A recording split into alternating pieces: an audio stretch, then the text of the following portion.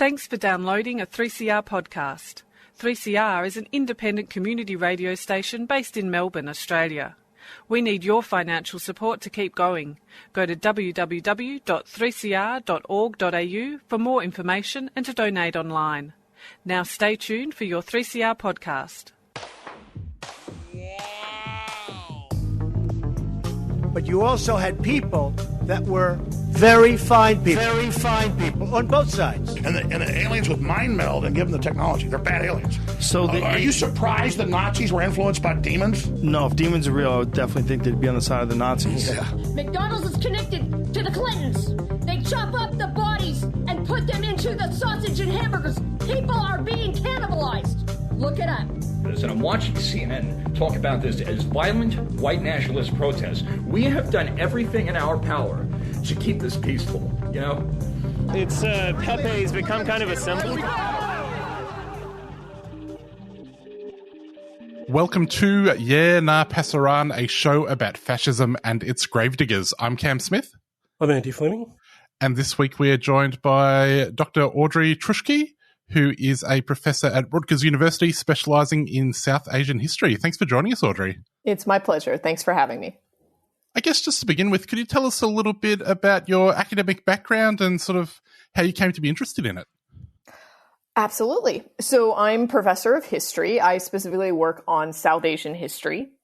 Within that, most of my work concerns the early modern period, really the 15th through the 18th centuries of the Common Era. I'm very interested in cross-cultural interactions, whether that's between Hindus and Muslims or people that wrote poetry in Sanskrit and in Persian.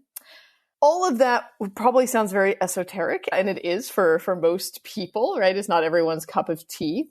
But what I work on happens to be very controversial with modern-day Hindu nationalists. And so in addition to all the pre-modern work I do, I have also been a target of Hindu nationalist attacks for the better part of the past decade. And in response to that, I have also made Hindu nationalism a secondary area of research interest. Yes, I was going to say, looking online, it seemed like there's some people suggesting that all of your work was inspired by a desire to bring down a strong Indian state. That's not where it came from? That would obviously very heavily overestimate my power and influence. Not to mention I'm not, obviously, of course, trying to, enact international change, right? I think that people have a lot of ideas online. And I think one issue that is at the root of it is that perhaps it's hard for people to understand why somebody who is not of South Asian descent, I have no family connections with India or any other South Asian nation, why would I be interested, right? And my only answer to that is that academics are really strange people. I absolutely love early modern South Asia. I love Sanskrit and Persian and Hindi literatures, but I just can't get enough of it. So I'm not trying to bring anyone down. On the contrary, the vast majority of what I do regarding South Asia as an academic, it is driven by love and respect. Audrey, you've stated that you have a particular interest in pre-modern history. In terms of situating Hindu nationalism, is that a pre-modern or modern doctrine? It is a decidedly modern doctrine. So the word nationalism gives it away. There was no nation state in South Asia before the 20th century. The philosophy of Hindu nationalism crystallized in the 1920s. So it's right around a century old. And I understand there was a series of interactions between various figures within India and outside of it that helped to shape Hindu nationalism in its current form. Can you outline a little more what the central claims of Hindu nationalism are and why do you think it emerged in that period? Absolutely. So I think the first thing to say is that Hindu nationalism has part of its roots lie overseas in Nazi Germany and in Mussolini's Italy. Early Hindu nationalist leaders were quite open, even proud of their fascist connections. Many of them openly admired Adolf Hitler. There were a series of sort of exchanges and ongoing conversations, especially in the 1930s with folks in Italy. So it's not fair to say that Hindutva is only a European doctrine, but it does have that angle. Hindu nationalism, as I said, it crystallizes in the 1920s as sort of an ideology in India. And I think the core claims are as follows. Well, let me put it this way. I think the core thrust behind Hindutva is it's a doctrine of Hindu supremacy. And so the idea is that one group in South Asia, namely Hindus, should have more rights than everyone else. Like all fascist ideologies, you have to have an other, right? This is a defining feature of fascism. There's always an other that you relentlessly demonize and hate and thereby define yourself as the antithesis of. Whereas in Nazi Germany, the other were Jews. For Hindutva folks, for Hindu nationalists, the other are Muslims. And so from the beginning, built into the very grammar of Hindu nationalism, is this hatred of Indian Muslims, this idea that they are not fully Indian, and ultimately this desire to collapse Hindu and Indian identities into one, which leaves not only Muslims, but all other religious minorities in South Asia in a pretty precarious position. Audrey, the ruling party in India, the BJP, is a Hindutva party. How does that ideology work itself out in practice? So the BJP has been in power since 2014. And since 2014, we have seen a precipitous rise in anti-Muslim violence in South Asia. It occurs nearly every day now. People attacking mosques, attacking individual Muslims, Muslim families. That's one way it plays out.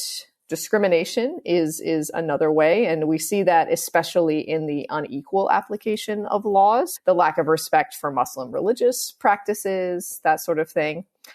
We also see it in the embrace of a sort of a masculine version of Hinduism as sort of Indian culture, right? And that's on the part of Hindu nationalists. I think everybody else would contest that. But you look at the sort of big markers of the Indian state right now, and what they sort of put forth to the world. So you think of something like the opening of the new Ram temple in Ayodhya, which is more of a monument to Hindu nationalism and supremacy than it is a temple, arguably. Could you tell us a little bit about the background of that temple? It's obviously quite controversial. Oh, sure.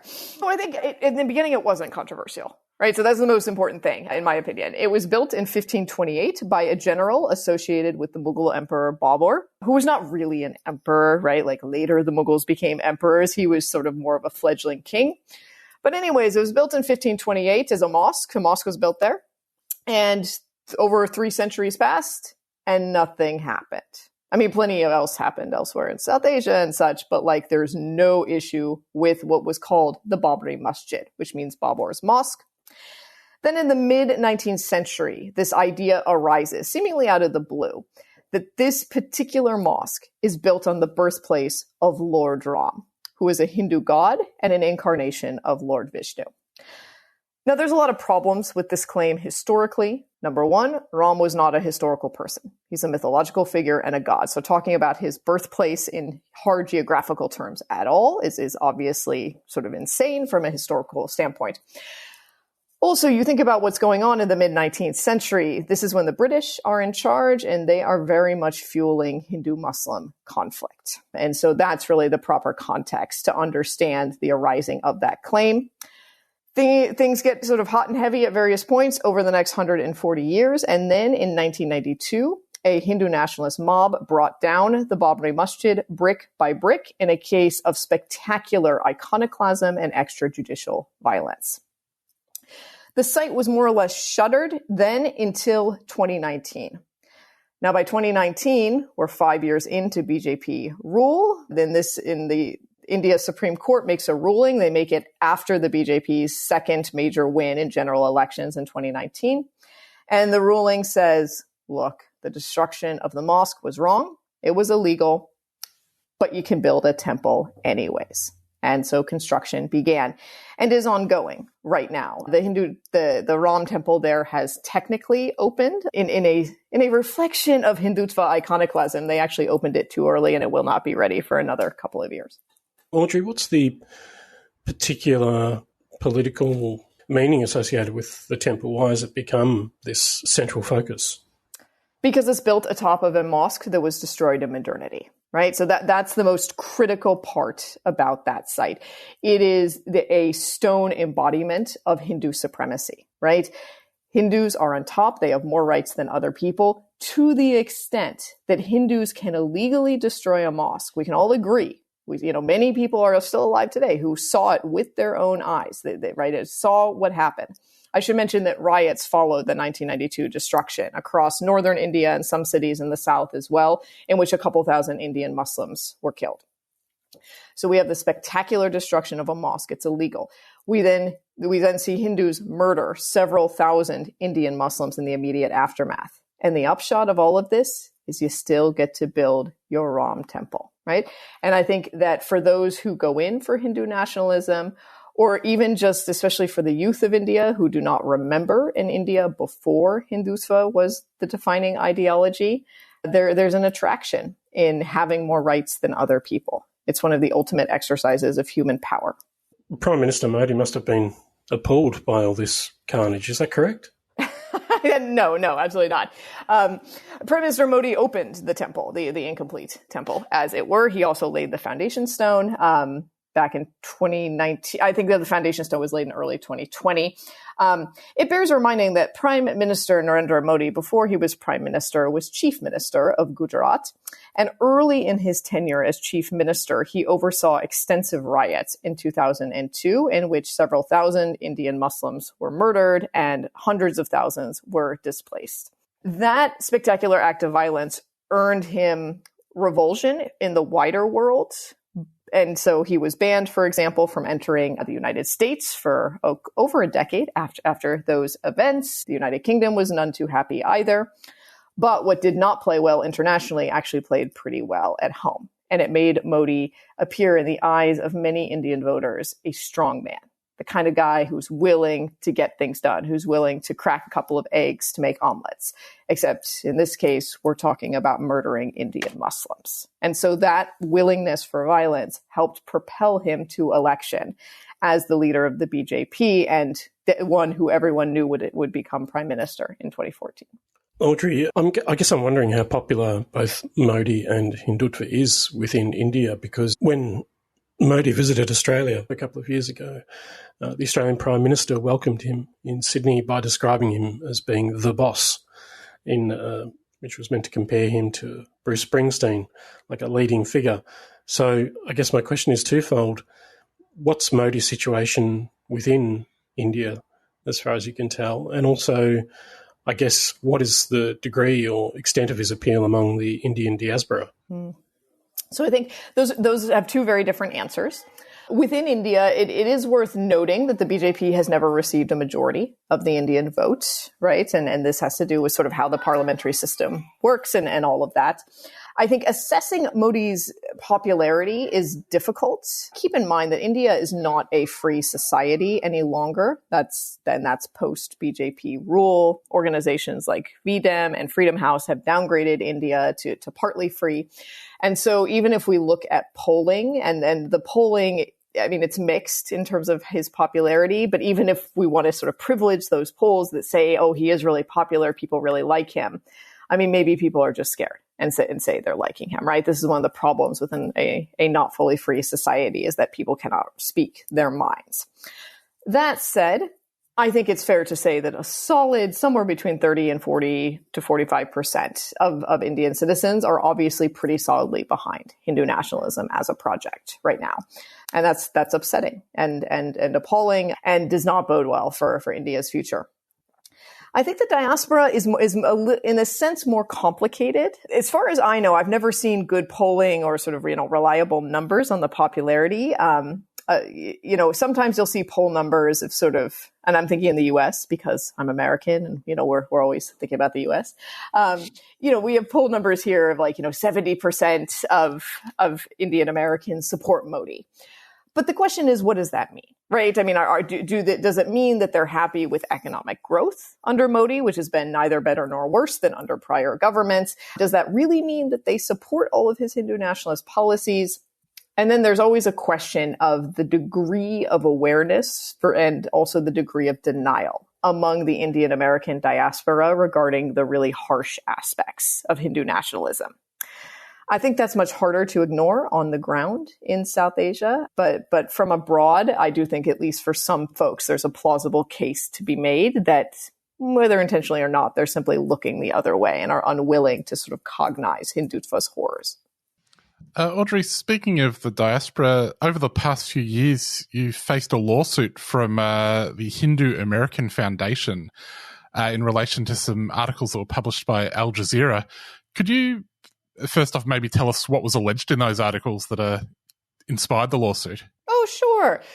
So the Hindu American Foundation, it's a very innocuous sounding name, but they are a far-right Hindu nationalist group in the United States. They have ties to overseas Hindu nationalist groups as well as a range of US-based Hindu far-right groups as well. They don't like me. They haven't liked me for a long time and have participated in various attacks on me in the past. And then, yes, Al Jazeera published these two articles. The articles they covered COVID-19 relief money, which the U.S. government gave out a lot of, and it covered several Hindu nationalist organizations that had gotten some of that relief money. So as I recall, the tone was sort of like, American hard-earned tax money, like what's it going to? And the Hindu American Foundation was on that list. The articles were true. Like the Hindu American Foundation definitely got that money. They reported it in their own tax returns. I was not quoted in the articles. I simply shared them on Twitter. And for whatever reason, when the Hindu American Foundation filed its lawsuits, they named me among one of the 5 defendants. The other 4 had all actually commented in the articles. To me, the most relevant context here is to note that roughly 2 months before those articles were published, maybe 3 months, 2 to 3 months before, I had begun a research project into US-based Hindu nationalist groups. I was unusually open and transparent about this project, and that was partly to help me gather data and information and tips, and that was also partly for protection.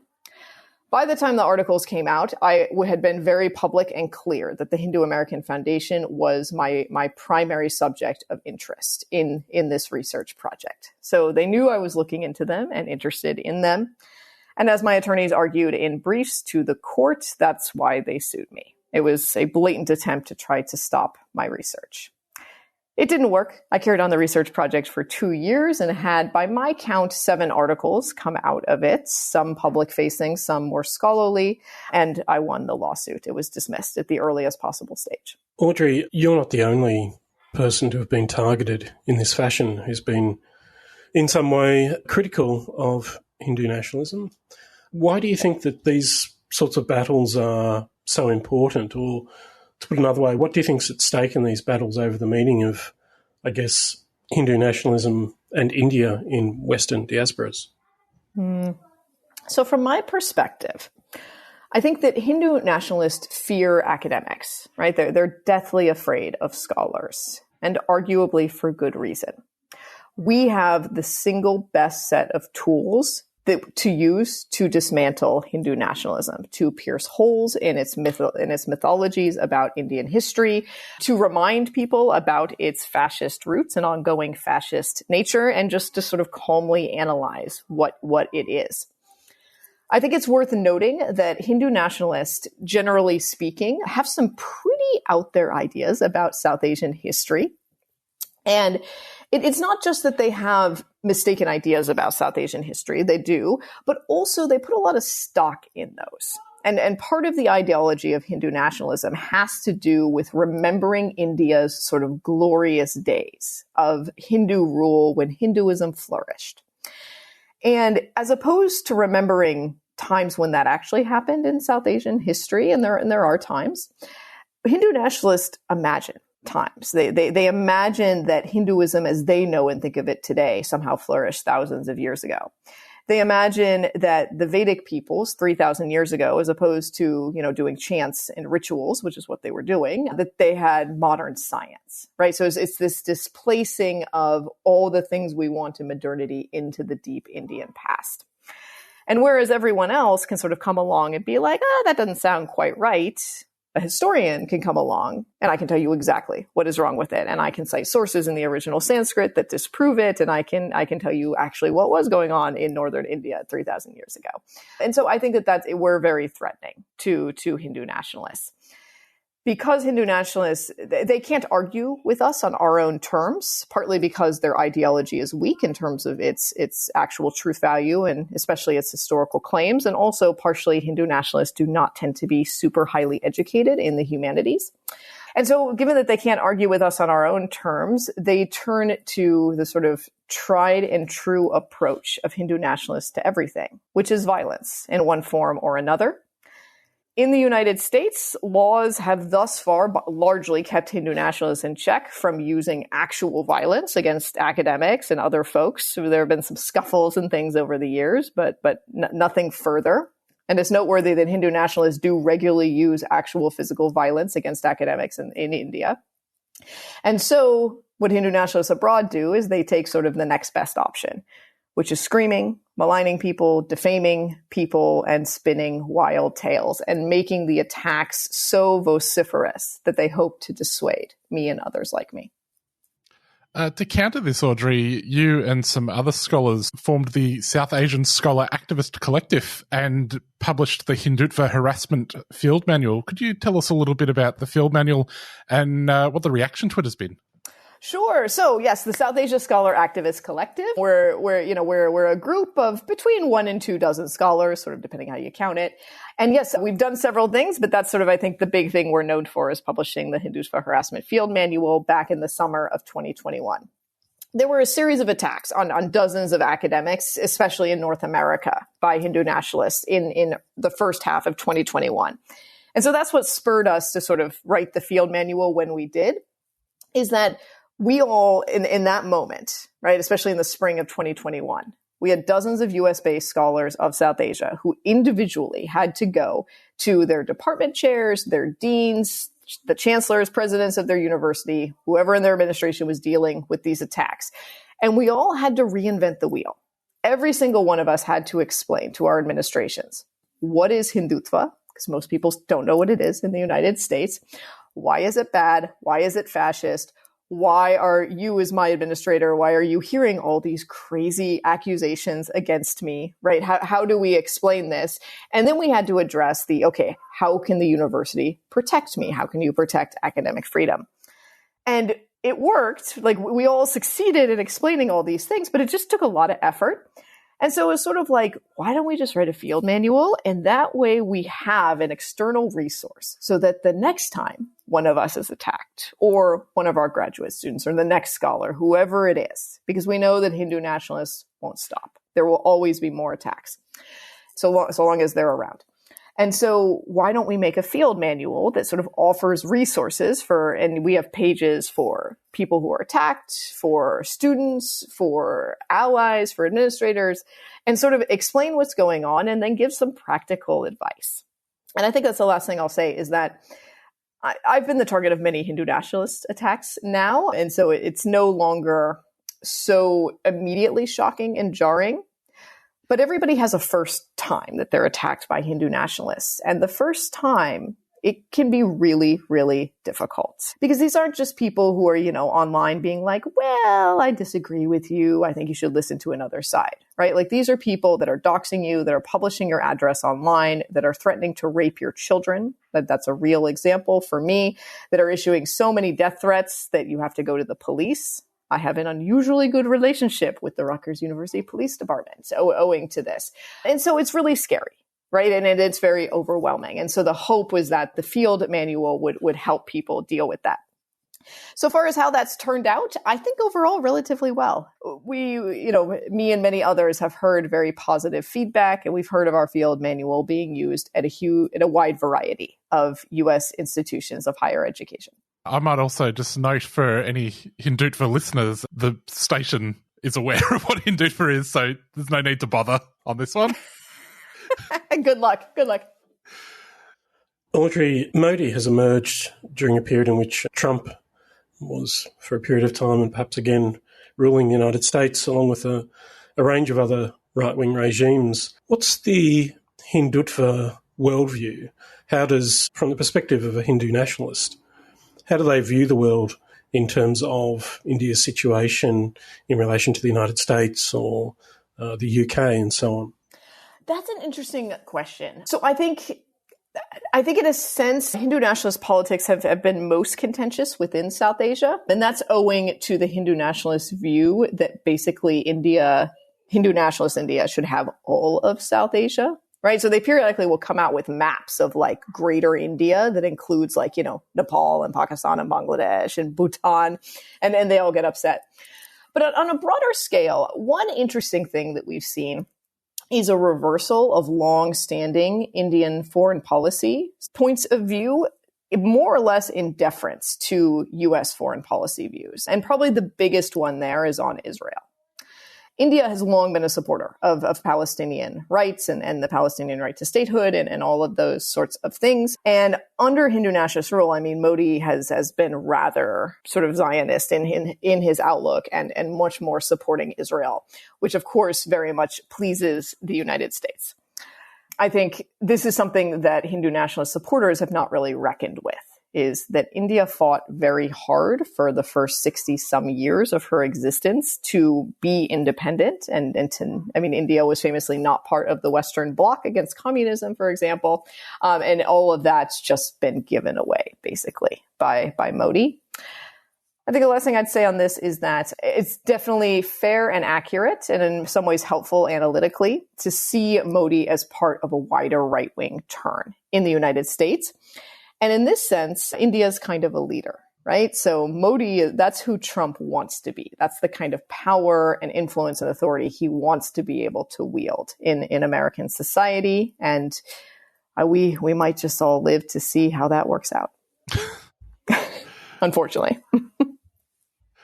One thing that occurs to me, Audrey, when talking about fascism and India and Hindu nationalism, they seem at first glance to be perhaps incongruous in the sense that fascism is more closely identified with European ideologies. And so to ascribe fascism to this ideology or movement can sometimes raise eyebrows. Can you just briefly outline your own approach to this question, how you situate Hindu nationalism in terms of European and global fascisms? So as I see it, there's two basic arguments for identifying Hindutva as a fascist ideology. There's the historical argument, which banks on sort of what was going on in the 1920s and 30s and what we talked about with clear links with Nazi Germany and Mussolini's Italy. Then there's the sort of structural or ideological approach, right, which is to sort of take a basic definition of fascism and to see if it fits Hindu nationalism. And I think it does. I will note that other scholars prefer other terms, right? Even I, sometimes we call Hindutva an authoritarian ideology, right? So I don't know if it's only fascist, it's like fascist plus. But I would just say for those who think that fascism is only European, I think you have to consider the context of European colonialism. And by the time Hindu nationalism comes about in the 1920s, India is almost 200 years into British colonialism at that point. And so it's far from the only thing that sort of went between the two, right? And in fact, it's impossible to even think about modern day South Asia without various kinds of European colonial interventions, right? This is only one. It's just a particularly harmful one in terms of its ongoing effects today. Well, Audrey, we'll have to leave it there. If people want to find you, you have a website at audreytruschke.com and you are on Blue Sky at audreytruschke.bsky.social. Thanks for coming on. Thanks so much, guys. Well, Andy, that is our show. We'll be back next week. See you then. Stand in solidarity with Palestine this Sunday. With the most devastating attack ever launched on the people of Gaza, it's time for all of us to stand in solidarity with the Palestinian people. Israel has waged war on the Palestinians for the last 75 years. The Nakba, ethnic cleansing, occupation of the West Bank, East Jerusalem and Gaza. Israel has now imposed a total blockade on Gaza and declared war, stopping food, electricity and fuel and launching an all-out attack. We have to mobilise to show our support for Palestine. 12 p.m, State Library, this Sunday. Rally to demand freedom and justice for Palestine. No war on Gaza. Free Palestine Melbourne is a 3CR supporter.